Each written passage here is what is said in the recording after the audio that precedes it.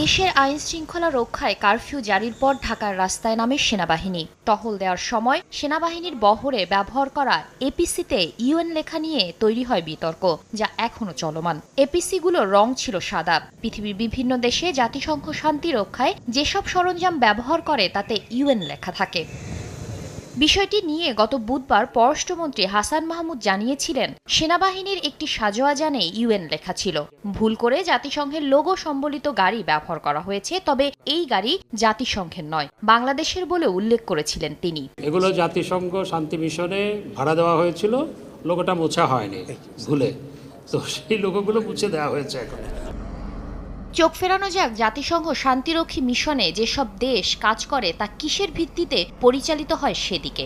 1996 সালে জাতিসংঘ সাধারণ পরিষদে গৃহীত প্রস্তাবের ভিত্তিতে শান্তিরক্ষা মিশনে অংশগ্রহণকারী দেশ এবং জাতিসংঘের মধ্যে সমঝোতা স্মারক স্বাক্ষরের বিষয়টি রয়েছে। এই সমঝোতা স্মারকের ভিত্তিতেই শান্তিরক্ষা মিশনে কি ধরনের সামরিক সরঞ্জাম ব্যবহার করা হবে, সৈন্যদের থাকার জন্য কি জিনিসপত্র লাগবে তা নির্ধারিত হয়। যেসব দেশ শান্তিরক্ষা মিশনে অংশ নেয় তারা কিভাবে জাতিসংঘের কাছ থেকে অর্থ নেবে তাও নির্ধারিত হয় এই সমঝোতা স্মারকের মাধ্যমে।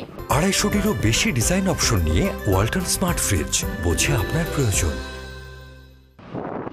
শান্তিরক্ষা মিশনে গেলে জাতিসংঘ নির্ধারিত সামরিক ও অন্যান্য সরঞ্জাম নিয়ে যায় অংশগ্রহণকারী দেশগুলো।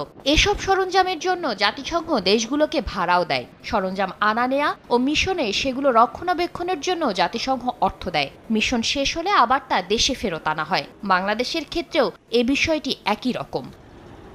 শান্তিরক্ষা মিশনে অংশগ্রহণকারী দেশগুলোর সাথে জাতিসংঘের চুক্তি দুই রকমের হতে পারে। একটি হচ্ছে ওয়েট লিজ ব্যবস্থা এবং অপরটি হচ্ছে ড্রাই লিজ ব্যবস্থা। ওয়েট লিজ ব্যবস্থার আওতায় যেসব দেশ সৈন্য ও পুলিশ সদস্য পাঠায় তারা বড় ধরনের সরঞ্জাম দেয় এবং সেগুলো নিজেরাই রক্ষণাবেক্ষণ করে। এজন্য যে অর্থ খরচ হয় সেটি জাতিসংঘ তাদের পরিশোধ করে। ড্রাই লিজ ব্যবস্থায় সংশ্লিষ্ট দেশ সৈন্য পাঠানোর পাশাপাশি বড় ধরনের সরঞ্জামও পাঠায়, কিন্তু সেসব সরঞ্জামের রক্ষণাবেক্ষণের দায়িত্ব হচ্ছে জাতিসংঘের। অন্য কোনো দেশ কিংবা ঠিকাদারের মাধ্যমে এসব কাজ করে জাতিসংঘ। রক্ষণাবেক্ষণের দায়িত্ব যার হোক না কেন, যেসব দেশ সরঞ্জাম পাঠায় সেগুলোর জন্য অর্থ দেয় জাতিসংঘ। মিশন শেষ হবার পরে সংশ্লিষ্ট সরঞ্জাম নিজ দেশে নিয়ে আসে। এরপর সেনাবাহিনী নিজ দেশে সেগুলো ব্যবহার করতে পারে কিংবা অন্য কোনো শান্তিরক্ষা মিশনে সব সরঞ্জাম নিয়ে যেতে পারে। সময় সংবাদ, ঢাকা।